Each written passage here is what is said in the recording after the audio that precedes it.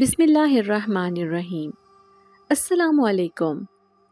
میری زندگی بچپن سے ہی عام بچوں کی طرح نہ تھی، بلکہ ایک عجیب سی پراسراریت اور گھٹن نے مجھے اپنے حصار میں لے رکھا تھا۔ میری ماں نے جیسے مجھ پر بہت پہرے بٹھا رکھے تھے، خواہ خاندان کی خوشی کی کوئی تقریب ہو یا کسی کی موت کا سوگ، میرا وہاں جانا ایک ممنوعہ شجر کی مانند تھا۔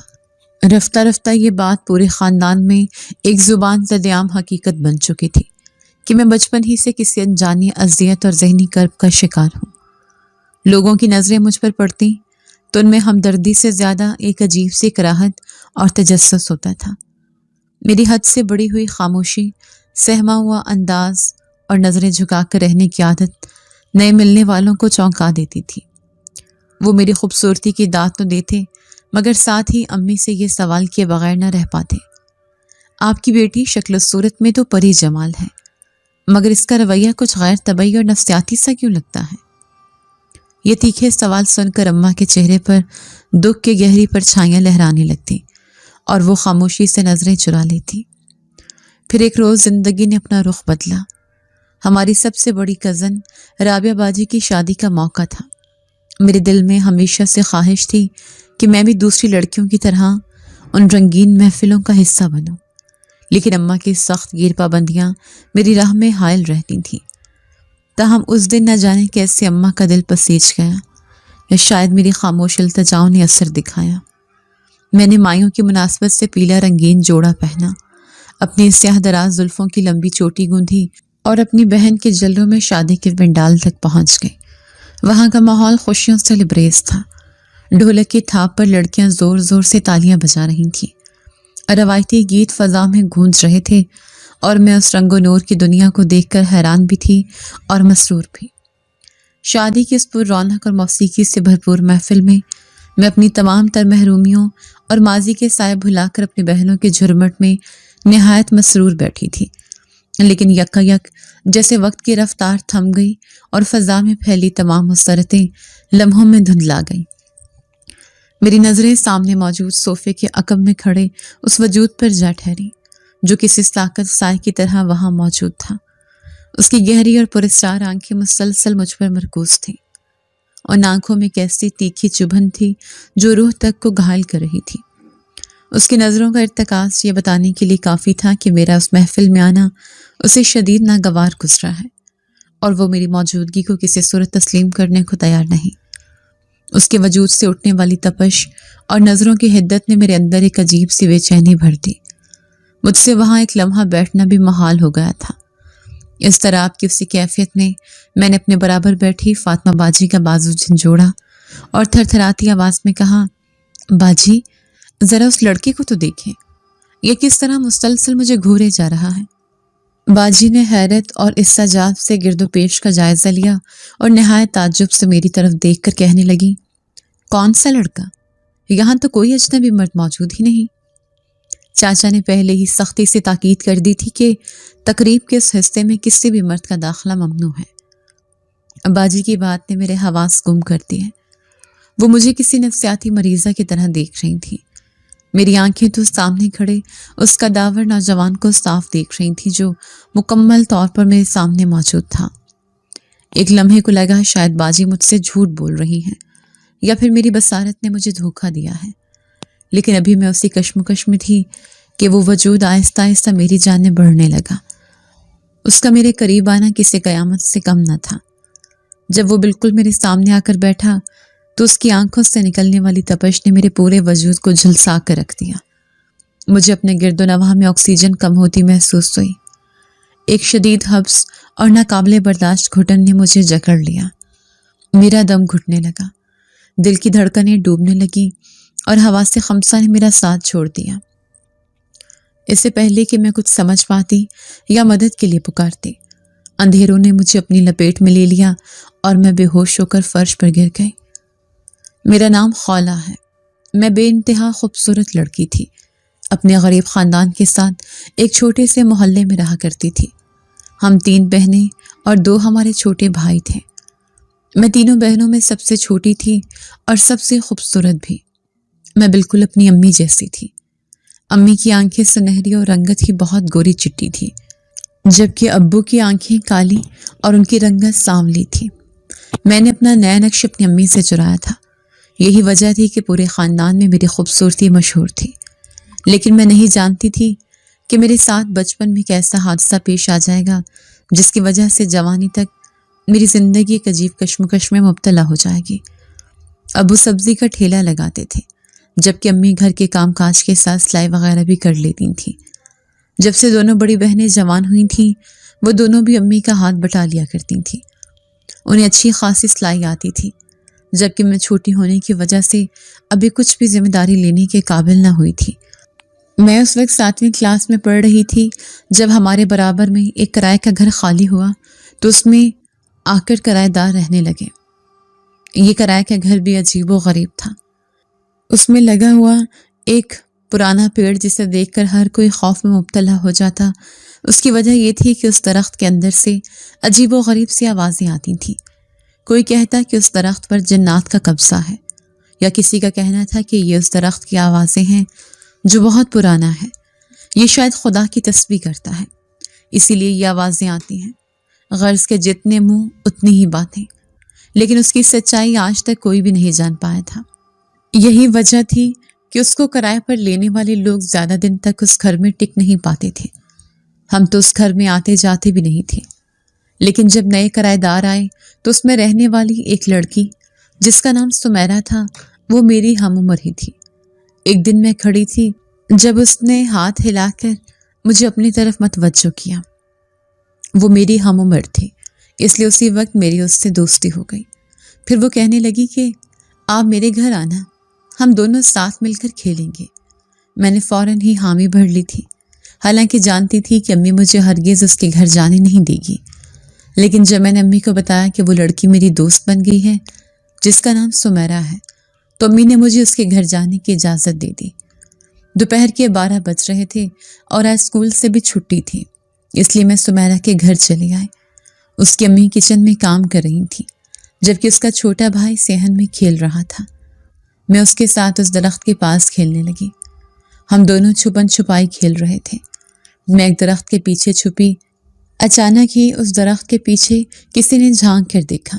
میں سخت خوف زدہ ہو گئی تھی، کیونکہ یہ سمیرہ کا چہرہ نہیں بلکہ کسی اجنبی کا چہرہ تھا جو بڑی دلچسپ نظروں سے مجھے دیکھ رہا تھا۔ گھبرا کر جیسے میں درخت کے پیچھے سے سامنے آئی تو اس کا وجود غائب ہو گیا۔ میں سمیرہ سے کہنے لگی کہ ابھی ابھی صحن میں کون کھڑا تھا؟ تو وہ حیرت سے کہنے لگی، کوئی بھی تو نہیں، میرے اور تمہارے علاوہ یہاں کوئی بھی نہیں ہے۔ لیکن میں بھلا اس کا چہرہ کیسے بھول سکتی تھی جو بڑا ہی عجیب و غریب تھا، جس کی سفید آنکھیں اور بالکل سفید چہرہ۔ میں صرف اس کا چہرہ ہی دیکھ پائی تھی، اس کا وجود نہیں۔ اس دن میرے دل میں اس قدر خوف پیدا ہوا کہ میں دوبارہ سمیرہ کے گھر ہی نہ گئی، لیکن وہ ہر روز میرے پاس آ جاتی اور اصرار کرتی کہ میں اس کے ساتھ چلوں اور ہم دونوں چھپن چھپائی کھیلیں گے۔ لیکن اس دن میرے دل میں بہت شدت سے خوف پیدا ہو گیا تھا۔ یہی وجہ تھی کہ میں اس کے گھر نہیں جانا چاہتی تھی۔ اس دن میں چھت پر کھڑی تھی، میری نظریں اپنی سہیلی کو تلاش کر رہی تھیں، لیکن بجائے سہیلی کے اچانک ہی درخت پر بیٹھا ہوا مجھے ایک اجنبی وجود دکھائی دیا۔ وہ ہاتھ کے اشارے سے مجھے اپنی طرف بلا رہا تھا۔ یہ دیکھ کر میں بہت خوف زدہ ہوئی، پاگلوں کی طرح سیڑھیوں سے بھاگتی ہوئی نیچے آ گئی تھی۔ باجی نے جب میرا حواس باختہ چہرہ دیکھا تو حیران ہو کر کہنے لگی، کیا ہوا خولا، کیا تم نے بھوت دیکھ لیا؟ لیکن میں آتے ہی امی سے لپٹ گئی تھی۔ امی نے حیرت سے میرے گرم وجود کو دیکھا، کیونکہ مجھے ایک دم سے ہی بخار ہو گیا تھا۔ 3 راتوں تک میں بخار میں مبتلا رہی تھی۔ تبھی امی نے سختی سے اس لڑکی سمیرہ کا آنا ہمارے گھر میں منع کر دیا۔ کہنے لگی کہ تمہارے گھر جانے کی وجہ سے میری بیٹی بیمار ہو گئی ہے۔ دونوں بڑی بہنیں جانتی تھیں کہ مجھے بچپن سے ہی بہت جلدی نظر لگ جایا کرتی تھی۔ ان کا خیال تھا کہ مجھے نظر لگ گئی ہے، لیکن میں بھلا اس خوفناک وجود کو کیسے بھول سکتی تھی؟ 2-4 دن گزرے تھے، پھر میری طبیعت ٹھیک ہو گئی۔ اس وقت میں 8ویں کلاس میں پڑھ رہی تھی، لیکن اسکول میں اب خاموش رہنے لگی تھی۔ لڑکیاں حیران تھیں جو میری دوستیں تھیں، وہ سب کہتی کہ پہلے تو تم اتنی ہنسی مذاق کرتی تھی، ہمارے ساتھ کھیلتی تھی، لیکن اب تمہیں کیا ہوا؟ جبکہ میرے ذہن میں نہ جانے ایسا کون سا خوف سوار ہوا تھا کہ مجھے ایسا لگتا کہ ابھی وہ کہیں نہ کہیں سے نکل کر میرے سامنے آ جائے گا۔ پھر وقت گزرنے لگا لیکن اس کا وجود میری نظروں سے اوجھل نہ ہو سکا۔ میں نے اس کے بارے میں کسی کو بھی نہیں بتایا تھا، لیکن میں اکثر ہی ڈری سہمی رہا کرتی۔ جب بھی کمرے میں اندھیرا ہوتا تو چیخیں مار کر اٹھ جایا کرتی تھی۔ ایک دن جب میری پھپھو ابو سے ملنے آئی ہوئی تھیں، وہ اپنے خاندان کے ساتھ ہمارے گھر آئی تھیں، لیکن اس دن لائٹ چلی گئی۔ پورے گھر میں اندھیرے کا راج تھا۔ میں جو گہری نیند سو رہی تھی، چیخیں مارتے ہوئے بیدار ہوئی اور چلاتے ہوئے کہنے لگی، امی امی مجھے بچاؤ، وہ مجھے اپنے ساتھ لے جائے گا۔ امی کہاں ہیں آپ؟ سب نے میری چیخیں سن لی تھیں۔ پھپھو حیرت سے مجھے دیکھ رہی تھی۔ وہ حیران تھی کہ مجھے کیا ہوا ہے۔ اب میں بچی نہیں رہی تھی، بلکہ کالج میں فرسٹ ایئر کی اسٹوڈنٹ تھی، لیکن میری اس حرکت کی وجہ سے پورے خاندان میں بدنام ہو گئی تھی۔ جب پھپھو نے سب کے سامنے کہا کہ اس لڑکی پر تو اثرات ہیں، وہ امی سے کہنے لگی کہ جمیلہ، تم اسے کسی مولوی عامل وغیرہ کو کیوں نہیں دکھاتی ہو؟ امی خاموش ہو گئی، کہنے لگی، مجھے آج تک اس نے کچھ نہیں بتایا، لیکن جب سے یہ جوان ہوئی ہے تب سے ہی اسے نہ جانے کیا ہوا ہے۔ امی اب پریشان رہنے لگی تھی، جانتی تھیں کہ عامل اور مولوی عام لوگوں کو کس طرح لوٹتے ہیں، لیکن پھر بھی ایک دن ابو مجھے اپنے ساتھ ایک مولوی صاحب کے پاس لے گئے۔ اس نے مجھے دم کیا، پھر ابو کے کان میں سرگوشی کرتے ہوئے نہ جانے کیا کہنے لگے۔ میں نے دیکھا ابو کے چہرے پر پریشانی تھی، لیکن انہوں نے میرے سامنے کسی بات کا ذکر نہیں کیا۔ اب میرا دل بے چین ہونے لگا، لیکن گھر جا کر جب ابو نے امی کے سامنے کہا کہ اپنی بیٹی کی خاص طور پر رکھوالی کیا کرو کیونکہ اس کے ساتھ غیر فطری معاملات ہو چکے ہیں، یہ سن کر امی کے ہوش اڑ گئے تھے، جبکہ بڑی بہنیں بھی حیرت زدہ تھیں۔ امی کہنے لگی، اب یہ اس بات سب سے چھپانی پڑے گی، ورنہ میری بڑی بیٹیوں کے رشتے میں بھی پریشانی ہو جائے گی۔ میں سر جھکائے بیٹھی تھی، یہ سب میری وجہ سے ہوا تھا۔ امی کہنے لگی، آخر میری بیٹی کے ساتھ یہ سب کیوں ہوا؟ کیا قصور تھا اس کا؟ ابو کہنے لگے، مولوی صاحب نے مجھے زیادہ تو کچھ نہیں بتایا، لیکن کہہ رہے تھے کہ یہ بچپن سے اس کے ساتھ ہے، تبھی تو جوان ہونے کے بعد وہ اس پر پوری طرح حاوی ہو چکا ہے۔ اب بڑی باجیوں کے رشتے آ رہے تھے، میں اس وقت 17 سال کی تھی۔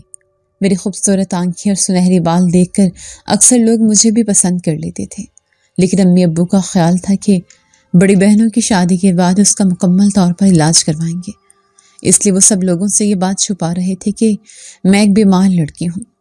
جب سے یہ بات امی کو پتہ چلی تھی کہ میرے ساتھ یہ معاملات ہیں، انہوں نے میرا شادی میں جانا، کسی کی میت پر جانا، مکمل طور پر پابندی لگا دی تھی۔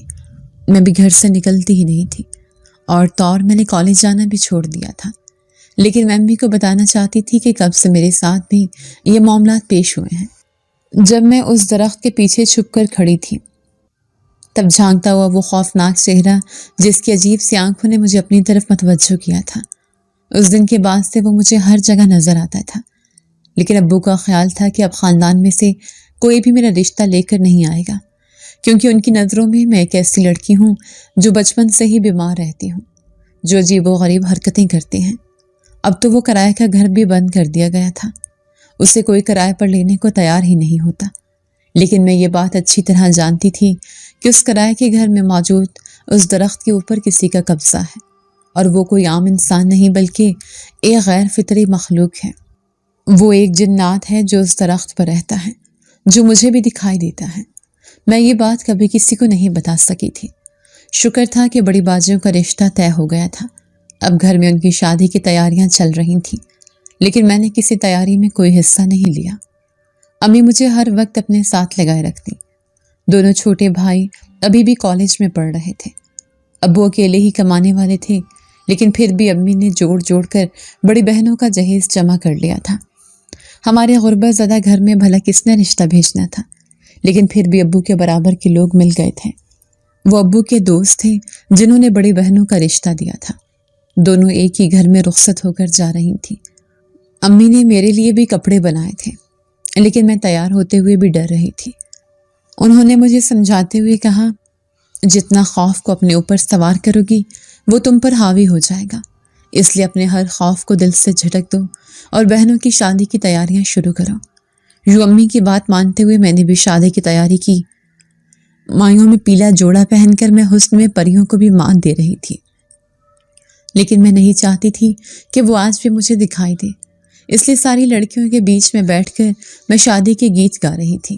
تبھی ایک چھوٹا بچہ میرے پاس آیا اور میرے کان میں سرگوشی کرتے ہوئے کہنے لگا، خولہ باجی، آپ کو آپ کی امی چھت پر بلا رہی ہیں۔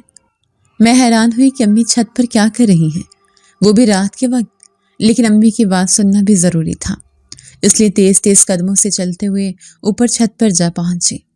اوپر ایک چھوٹا کمرہ بنا ہوا تھا جو غیر ضروری سامان کے لیے مختص تھا۔ اسی کے اندر سے امی کی آواز آئی تھی، خولہ، یہاں آؤ میرے پاس۔ میں جیسے اس کمرے میں گئی، اچانک ہی کمرے کا دروازہ زوردار آواز کے ساتھ بند ہوا تھا۔ کمرے میں چھایا گھوپ اندھیرا اور میرا گھٹتا ہوا سانس مجھے شدید تنگی کا احساس ہو رہا تھا۔ امی یہاں کہیں نہیں تھی، لیکن اندھیرے میں چمکتا ہوا کسی کا سایہ جو سیدھا دیوار سے میری طرف آ رہا تھا، اس لمبے چوڑے وجود کو دیکھ کر میں چیخنا چاہتی تھی، یہاں سے بھاگ جانا چاہتی تھی، لیکن ایسے لگ رہا تھا جیسے میرے قدم زمین میں جکڑ گئے ہوں۔ وہ جو کوئی بھی تھا دھیرے دھیرے میرے قریب آ رہا تھا۔ اچانک ہی وہ مجھے نظر آنے لگا۔ دیکھتے ہی دیکھتے اس نے ایک انسانی شکل اختیار کر لی تھی۔ وہ مسکراتی نظروں سے مجھے دیکھ رہا تھا۔ اس کی خوبصورت آنکھوں کی چمک میرے وجود پر پڑ رہی تھی۔ پھر وہ کان میں سرگوشی کرتے ہوئے کہنے لگا، تم صرف میری ہو، یاد رکھنا، یہ سارا سنگھار میری خاطر ہے، اس لیے تم کسی انسان کی نہیں ہو سکتی۔ یہ کہنے کے ساتھ ہی وہ میرے سامنے سے غائب ہو گیا، جبکہ میں وہیں پر بے ہوش ہو کر گر گئی تھی، کیونکہ وہ دروازہ اندر سے بند کر دیا گیا تھا۔ میں نہیں جانتی تھی کہ کس نے کس طرح دروازہ کھولا، لیکن مجھے پورے 2 دن بعد ہوش آیا تھا، جبکہ بڑی بہنوں کی رخصتی بھی ہو گئی تھی۔ جب ہوش آیا تو میں خود کو انتہائی کمزور محسوس کر رہی تھی۔ ابو امی انتہائی پریشان تھے۔ امی کہنے لگی، اب کسی مولوی عامل وغیرہ کو پتہ کیوں نہیں لگاتے؟ آخر میری بچی کو کیا ہوا ہے؟ یہ تو بات بچپن سے ہی طے ہے کہ اس پر جنات کا سایہ ہے، جو صرف اسے دکھائی دیتا ہے، اسے پریشان کرتا ہے۔ اس کی پوری زندگی کا سوال ہے۔ شادی میں کتنا بڑا تماشا کھڑا ہو گیا۔ اب دیکھو، پورے خاندان کو یہ بات پتہ چل گئی ہے کہ میری بچی ایک آسیب زدہ لڑکی ہے۔ امی کی بات سن کر میری آنکھوں میں آنسو آ گئے تھے۔ میں خود کو انتہائی بے بس محسوس کر رہی تھی۔ بے اختیار مجھے اس کی شکل یاد آئی تھی، جس کے خوف سے میں بے ہوش ہو کر گر گئی تھی۔ تو کیا وہ کوئی جنات ہیں؟ بار بار میرے ذہن میں یہ بھی سوال اٹھ رہے تھے۔ میری آنے والی زندگی میں کیا ہوگا؟ اب میں لوگوں کا سامنا کس طرح کروں گی؟ میں چاہ رہی تھی کہ میں کسی دیوار میں بے بس ہو جاؤں یا پھر زمین پھٹے اس میں سما جاؤں۔ میں لوگوں کا سامنا کرنے سے گھبرا رہی تھی، لیکن اب وہ دوسرے دن ایک عامل کا پتہ کر کے آئے تھے۔ وہ مجھے اپنے ساتھ لے کر جانا چاہتے تھے، لیکن میں نے جانے سے صاف انکار کر دیا۔ میں کہیں پر بھی جانا نہیں چاہتی تھی۔ ایسے لگتا جیسے جہاں بھی جاؤں گی وہ میرے پیچھے پیچھے آ جائے گا۔ لیکن اس دن امی ابو زبردستی مجھے اس عامل بابا کے پاس لے گئے تھے۔ عامل نے میری آنکھوں میں دیکھا اور کہنے لگا، آپ کی بچی کو بچپن سے ہی کسی جنات کا سایہ ہے۔ ایک نوجوان جن ذات ہے جو اس پر عاشق ہو گیا تھا۔ اس کی سنہری آنکھوں پر اس نے مجھے دیکھتے ہی امی ابو کو بتا دیا تھا۔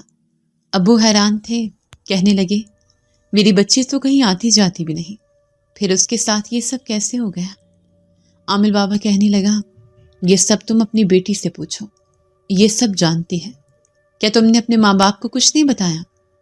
اب عامل مجھ سے سوال کر رہا تھا، جبکہ میں نظریں جھکا کر خاموش ہو گئی۔ اب امی ابو مجھے گھر لے آئے تھے، کیونکہ عامل بابا نے مجھے جمعرات کو بلوایا تھا، وہ بھی اپنے آستانے پر۔ امی مجھ سے پوچھ کر تھک گئیں کہ میرے ساتھ یہ سب کب سے ہو رہا ہے، وہ کب سے مجھے دکھائی دیتا ہے۔ میں بھی پھٹ پڑی تھی۔ پھر روتے ہوئے کہنے لگی، امی، بچپن سے ہی وہ میرے سامنے آتا رہتا ہے۔ یہ الگ بات ہے کہ میں نے کبھی کسی کو یہ بات نہیں بتائی۔ دراصل آپ کو وہ میری سہیلی یاد ہے نا، سمیرہ، جس کے ساتھ میری دوستی تھی۔ ایک دن دوپہر کے 12 بجے میں اس کے ساتھ کھیل رہی تھی جب وہ پہلی بار میرے سامنے آیا۔ وہ برابر کرائے کے گھر میں موجود اس درخت پر رہتا ہے۔ امی ڈرتے ڈرتے پوچھنے لگی، کیا وہ بہت خوفناک ہے؟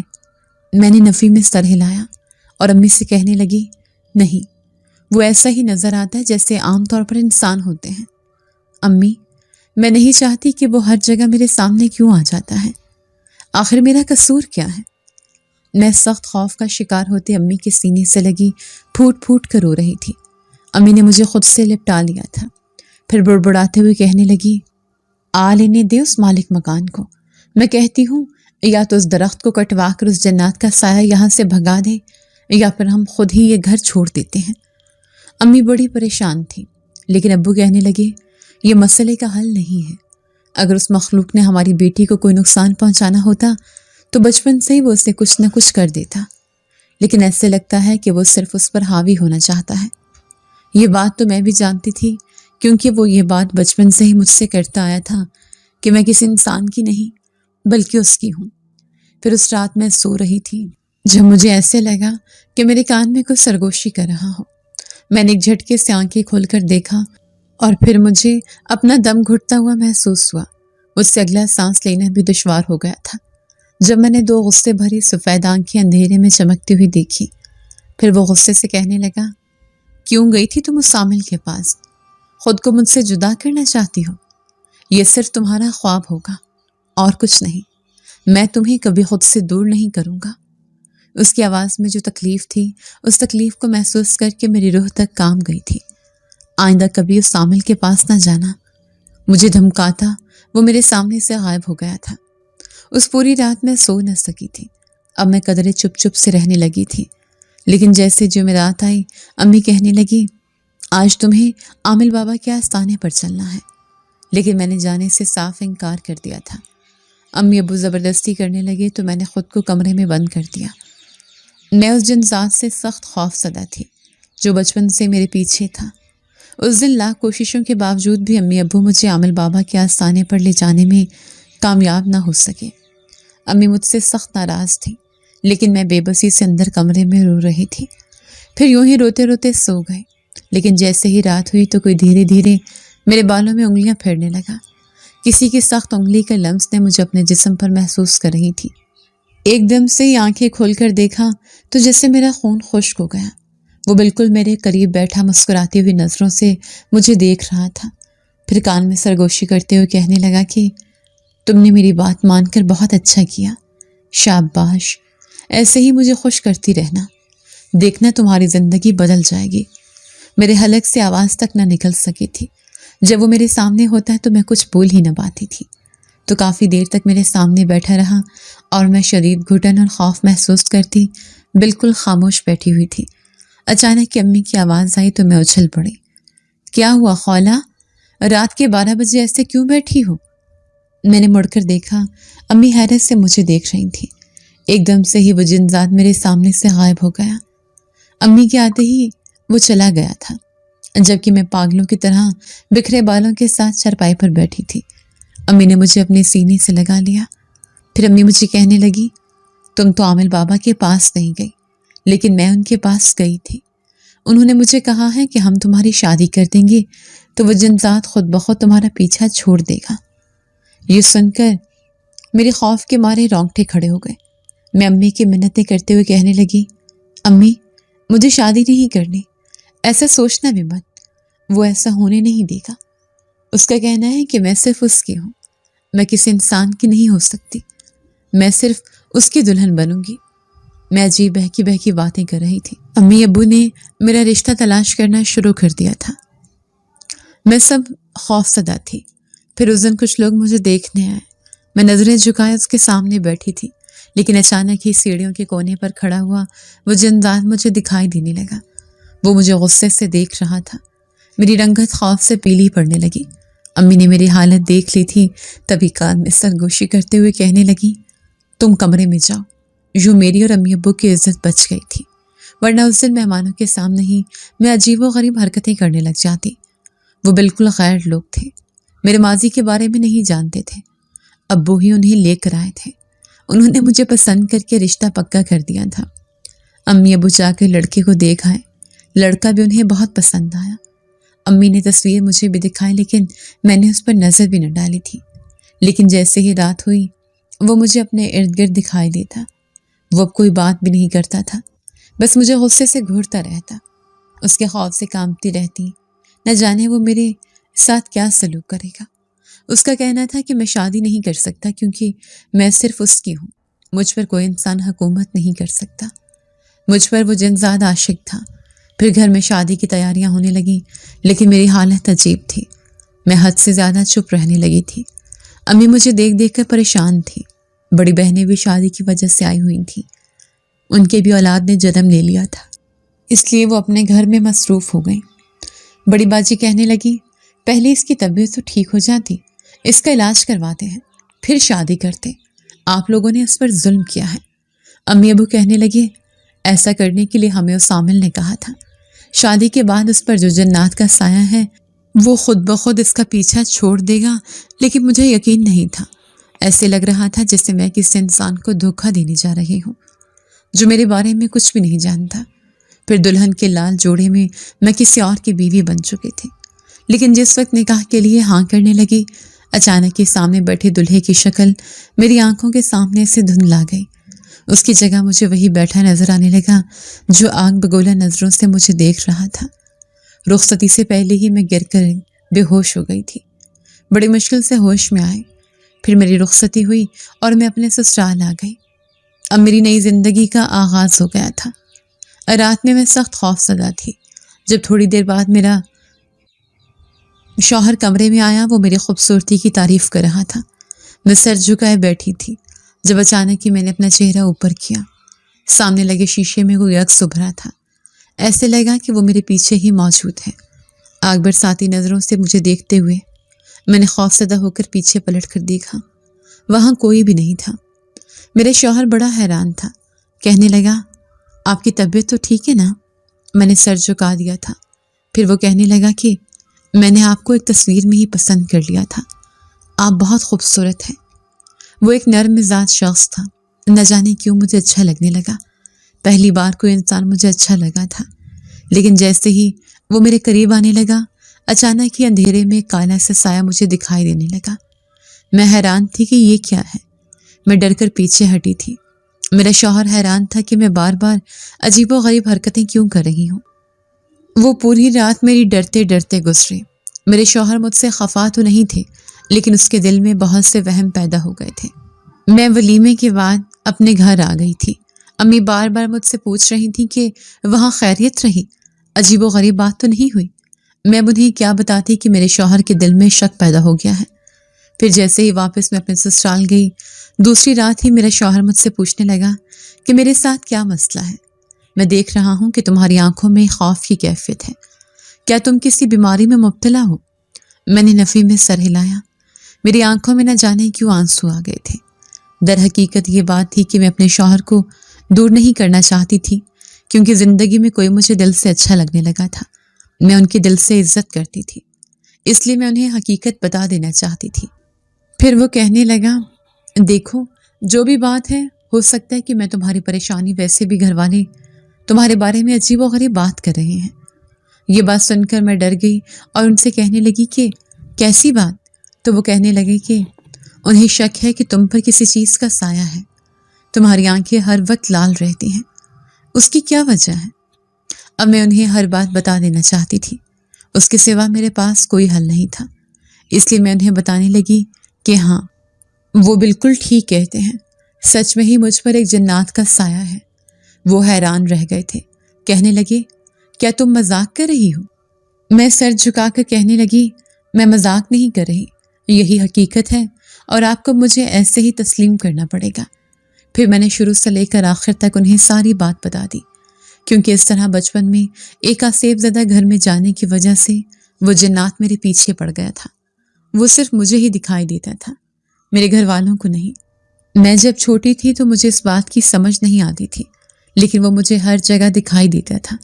پھر جب میں جوان ہوئی تو آہستہ آہستہ وہ مجھ پر حاوی ہوتا چلا گیا۔ نہ صرف مجھے رات کو اپنے بستر کے پاس، بلکہ ہر جگہ وہ نظر آتا ہے۔ دھیرے دھیرے میرے گھر والے یہ بات جان گئے تھے۔ پھر جب میں رات کو اسے اپنے سامنے دیکھ کر چیخیں مارتی اور اٹھ جاتی تو آہستہ آہستہ ہمارے پورے خاندان کو پتہ چل گیا کہ میرے ساتھ کچھ عجیب و غریب معاملہ ہے۔ پھر یہ بات مجھے بھی پتہ چل گئی کہ مجھے نظر آنے والی وہ مخلوق ایک جن ہے جو بچپن میں ہی مجھ پر عاشق ہو گیا تھا۔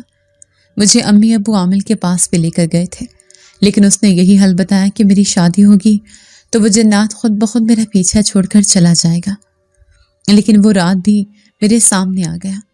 تبھی تو میں بری طرح ڈر رہی تھی۔ میرا شوہر یہ بات سن کر حیران تھا۔ بڑی عجیب سی بات لگ رہی ہے، ویسے تم پریشان مت ہو، مجھے تم ہر حال میں قبول ہو، میں تمہارا علاج کروانے کی کوشش کروں گا، کیونکہ مجھے تم پہلی نظر میں بہت اچھی لگی تھی۔ حقیقت بات تو یہ ہے کہ مجھے تم سے محبت ہو گئی تھی۔ اپنے شوہر کے منہ سے یہ بات سن کر مجھے بہت اچھا لگا۔ ایسا لگ رہا تھا کہ زندگی کی اس تکلیف میں بھی میں اکیلی سفر نہیں کر رہی، بلکہ وہ بھی میرے ساتھ ہے، اور مجھے پورا یقین تھا کہ میں بالکل ٹھیک ہو جاؤں گی۔ لیکن جس دن بھی میں تیار ہو کر باہر نکلتی، اچانک ہی وہ کسی نہ کسی روپ میں میرے سامنے آ جاتا، کبھی میری ساس کے روپ میں تو کبھی نند کے روپ میں۔ چپکے سے وہ مجھے اپنے ساتھ کمرے میں لے جاتا، اور پھر جب اس کا اصل روپ میرے سامنے آتا تو میں چیختی ہوئی باہر نکلتی تھی۔ پھر اس گھر میں تماشے شروع ہو گئے تھے۔ سب لوگ میرے بارے میں عجیب و غریب باتیں کرنے لگے۔ کسی کو بھی میری کیفیت معلوم نہیں تھی کہ بچپن سے ہی میرے ساتھ کیا معاملات تھے۔ میری ساس کہنے لگی، عجیب لڑکی ہے، ہم نے تو اس کی خوبصورتی کی وجہ سے اسے پسند کیا تھا، لیکن لگتا ہے کہ یہ ذہنی مریض ہے، تم اسے واپس اس کی ماں کے گھر چھوڑاؤ۔ لیکن میرا شوہر کہنے لگا کہ یہ وقتی طور پر بیمار ہے، بہت جلد ٹھیک ہو جائے گی، ہمیں اس کا علاج کروانا چاہیے، یہ مسئلے کا حل نہیں ہے۔ لیکن میری نندیں مجھ سے بہت خوفزدہ رہنے لگی تھیں۔ انہیں مجھ پر شک تھا کہ شاید میں کسی جادو یا پھر سائے کے زیر اثر ہوں۔ کبھی کبھار تو وہ جنزاد میرے سامنے میرے شوہر کے روپ میں بھی آ جاتا، ڈھیروں دیر تک میرا ہاتھ پکڑ کر مجھ سے باتیں کرتا رہتا۔ پھر بعد میں مجھے پتا چلتا کہ وہ میرا شوہر نہیں بلکہ وہ تو وہی جنزاد تھا۔ اب میں اپنے شوہر سے کہنے لگی کہ اس گھر میں میرا گزارا بہت مشکل ہے، کیونکہ میں روز روز کی شرمندگی برداشت نہیں کر سکتی۔ اوپر سے آپ کے گھر والے بھی مجھ سے تنگ ہیں، آپ مجھے میرے گھر چھوڑ دیں۔ وہ کہنے لگا، میں تمہیں اکیلا نہیں چھوڑوں گا، تم بالکل ٹھیک ہو جاؤ، پریشان مت ہو۔ دوسرے دن مجھے کسی بہت بڑے درویش بابا کے پاس لے کر جا رہا تھا، جو دور پہاڑوں پر رہتے تھے۔ میری ساس اور نندیں تنزیہ نظروں سے مجھے دیکھ رہی تھیں۔ انہیں لگتا تھا کہ میرا علاج کسی پاگل خانے میں ہے، کیونکہ میں ایسے ہی حرکتیں کرتی ہوں، جبکہ میں اپنے شوہر کے کہنے پر اس کے ساتھ جا رہی تھی۔ اس نے مجھے کہا تھا کہ تم درود شریف پڑھتی رہو، وہ بہت ہی بڑے درویش ہیں، وہ ضرور تمہارا علاج کریں گے۔ نہ صرف مجھے تسلی دیتے بلکہ جینے کا حوصلہ بھی دیتے تھے۔ پھر میں اسی درویش بابا کے پاس چلی آئی۔ میں نے دیکھا یہاں لوگوں کا رش تھا، میرے جیسے کئی جوان لڑکیاں، بچے، بوڑھے، ہر کوئی دم درود کروانے آیا ہوا تھا۔ میں بھی ایک کونے میں سمٹ کر بیٹھ گئی اور اپنی باری کا انتظار کرنے لگی تھی۔ لیکن اچانک ایک عورت چلی آئی اور کہنے لگی، درویش بابا نے تمہیں بلایا ہے۔ میں حیران تھی کہ انہوں نے مجھے سب سے پہلے کیوں بلا لیا، حالانکہ میرا نمبر تو سب سے آخر میں تھا۔ پھر میرا شوہر سرگوشی میں کہنے لگا، میں نے تمہاری بات پہلے سے ہی کر رکھی تھی، یہ میرے دادا کے جاننے والے ہیں، اصل میں ہمارے خاندان میں کسی اور لڑکی کے ساتھ بھی یہی مسئلے مسائل تھے، اس لیے ہمارا پاس آنا جانا لگا رہتا ہے۔ اب میں ساری بات سمجھ گئی تھی، کوئی قوت تھی جو مجھے درویش بابا کے پاس جانے سے روک رہی تھی۔ لیکن میں نے اپنے شوہر کے چہرے کی طرف دیکھا، میں ان کی خاطر اپنا علاج کروانا چاہتی تھی، کیونکہ مجھے اپنے شوہر سے محبت ہو گئی تھی۔ جیسے ہی میں درویش بابا کے پاس جا کر بیٹھی، اچانک ہی انہوں نے اپنا بھاری ہاتھ میرے سر پر رکھا اور کہنے لگا، تیرا مسئلہ تو میں بغیر بتائے ہی سمجھ گیا ہوں بیٹی، میں اس شریر جنزاد سے ضرور پوچھوں گا، اس نے تجھے کیوں پریشان کر رکھا ہے۔ میں نے سر جھکا لیا تھا، تبھی اچانک ہی مجھے اپنے پیچھے ایک بھاری آواز سنائی دی، کیوں اس لڑکی کو اتنے سالوں سے پریشان کر رکھا ہے، اس کا پیچھا کیوں نہیں چھوڑ دیتا۔ وہ بھاری آواز ایک دم غصے میں بدل گئی تھی۔ تبھی وہ چلاتے ہوئے کہنے لگا، کیونکہ یہ صرف میری ہے، اس پر صرف میرا حق ہے، کسی انسان کا نہیں۔ اس نے شادی تو کر لی ہے، لیکن اس کے نکاح میں سب سے پہلے میں، اس لیے یہ میری بیوی ہے۔ تبھی وہ درویش بابا کہنے لگا، یہ خیال اپنے دل سے نکال دے، یہ ایک آدم زاد لڑکی ہے اور کسی کی بیوی بھی، اس لیے تجھے اسے چھوڑ کر جانا ہی ہو، ورنہ جس طرح تیرے جیسے شریر جنزاد کو میں نے اپنے پاس قید کر رکھا ہے، اسی طرح تجھے بھی قید کر لوں گا۔ میری بات مان اور واپس اپنی دنیا میں لوٹ جا۔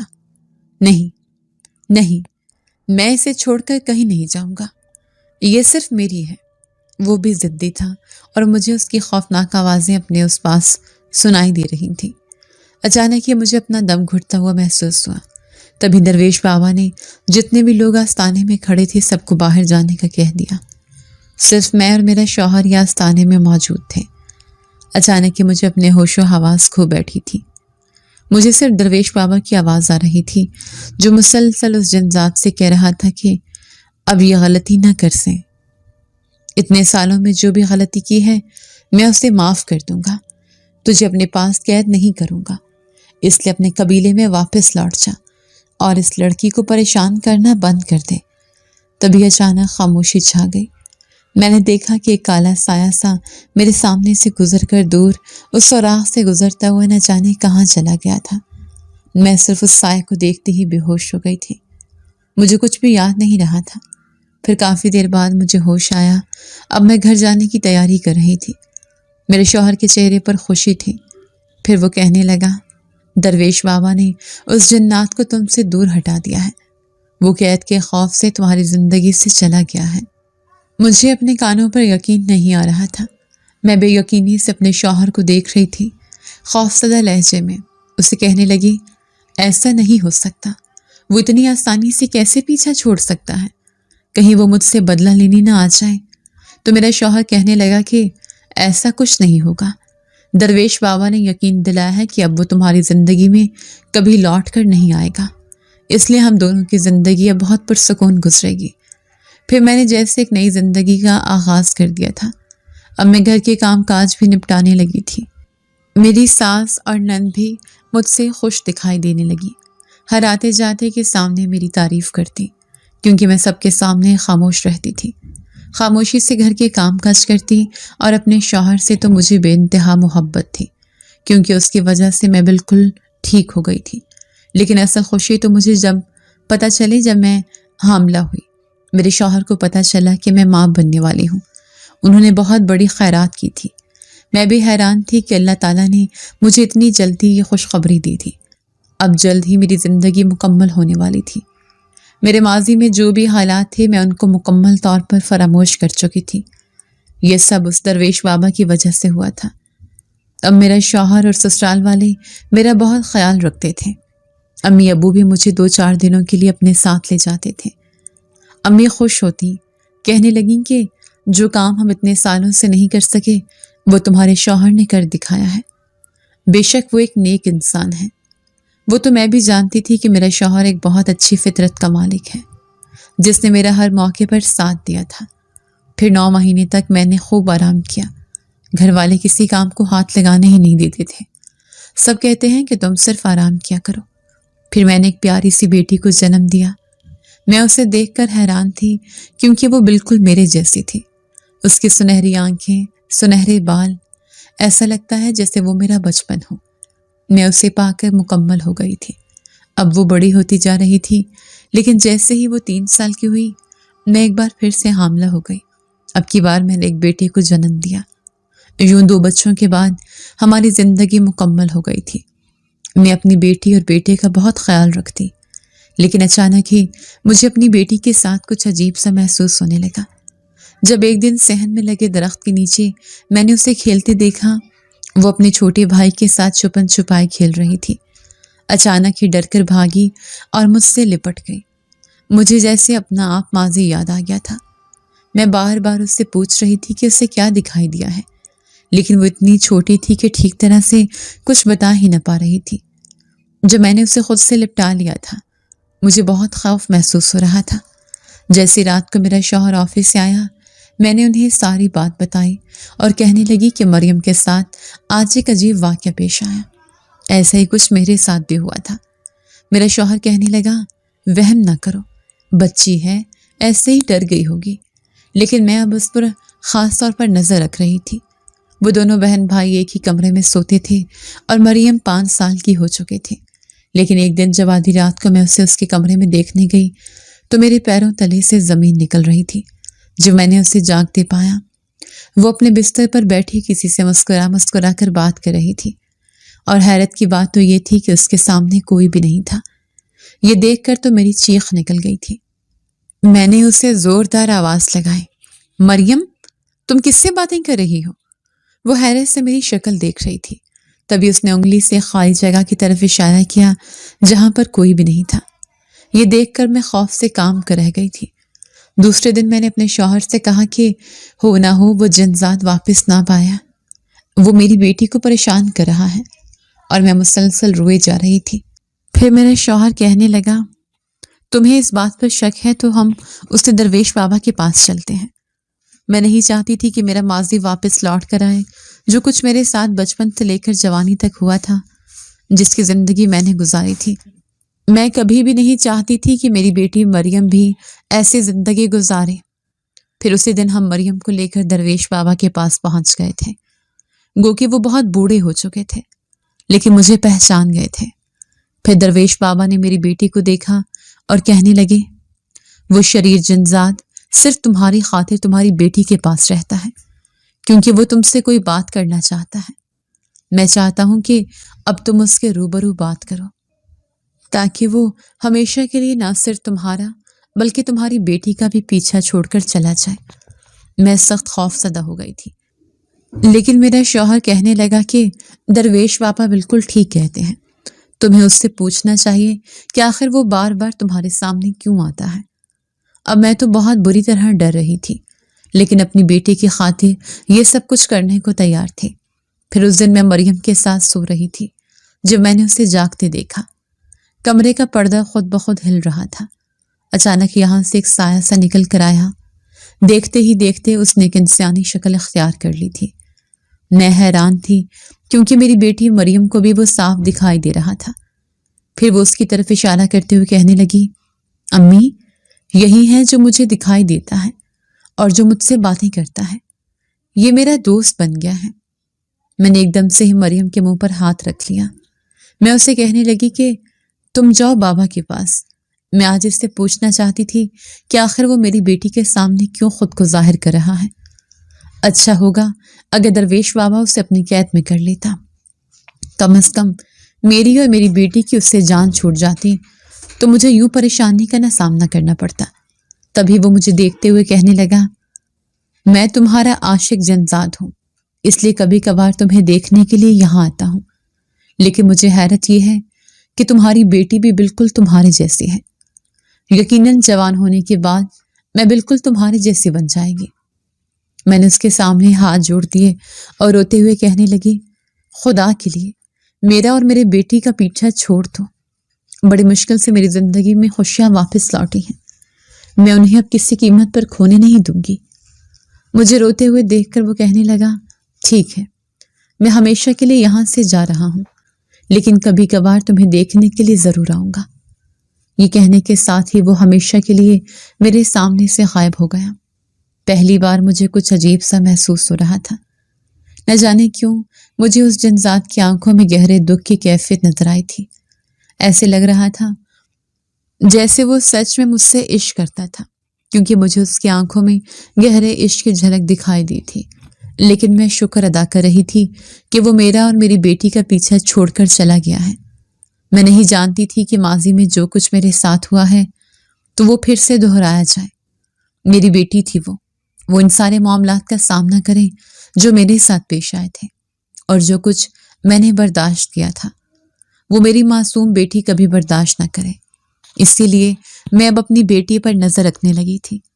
وہ تیزی سے جوان ہو رہی تھی، گو کہ اب زندگی میں سکون تھا، ہمارے گھر میں خوشیوں کا بسیرا تھا، لیکن پھر بھی ایک عجیب سا خوف مجھے اپنی لپیٹ میں لے لیتا۔ میں یہ سوچ کر خوفزدہ رہتی کہ کہیں پھر سے وہ جنزاد میری زندگی میں واپس نہ آ جائے، یا پھر میری بیٹی کو جوان ہوتا دیکھ کر وہ اسے میری جوانی کی تصویر نہ سمجھ لے، کیونکہ جنات کی عمر تو 100 سال تک ہوتی ہے اور وہ کبھی بھی کسی روپ میں بھی لوٹ کر آ سکتا ہے۔ آج بھی وہ دن مجھے اچھی طرح یاد ہے جب میں بچپن میں اپنی سہیلی کے ساتھ اس درخت کے نیچے کھیل رہی تھی۔ پہلی بار وہ مجھے اسی درخت کے پیچھے دکھائی دیا تھا، اور پھر کئی سالوں تک وہ میرے سامنے آتا رہا تھا۔ جب میں چھوٹی تھی تو یہ بات نہ سمجھ سکی تھی کہ وہ کون ہے اور صرف مجھے کیوں دکھائی دیتا ہے، لیکن جیسے جیسے جوان ہونے لگی میں سمجھ گئی کہ یہ ایک جنات ہے جو صرف مجھے دکھائی دیتا ہے، کیونکہ وہ مجھ پر عاشق ہو گیا تھا، میری سنہری آنکھوں پر۔ لیکن اب میری زندگی میں سکون ہے اور میں چاہتی ہوں کہ میں ہمیشہ اپنے شوہر کے ساتھ ایک خوبصورت زندگی گزاروں۔ اگر آپ کو آج کی ہماری کہانی پسند آئی ہے تو اسے لائک کیجیے اور اپنے پیاروں کے ساتھ شیئر کیجیے، اور ہاں، اگر آپ نے ابھی تک ہمارا چینل سبسکرائب نہیں کیا تو ضرور کیجیے۔ ملتے ہیں کل ایک نئی اور دلچسپ کہانی کے ساتھ، تب تک کے لیے اللہ حافظ۔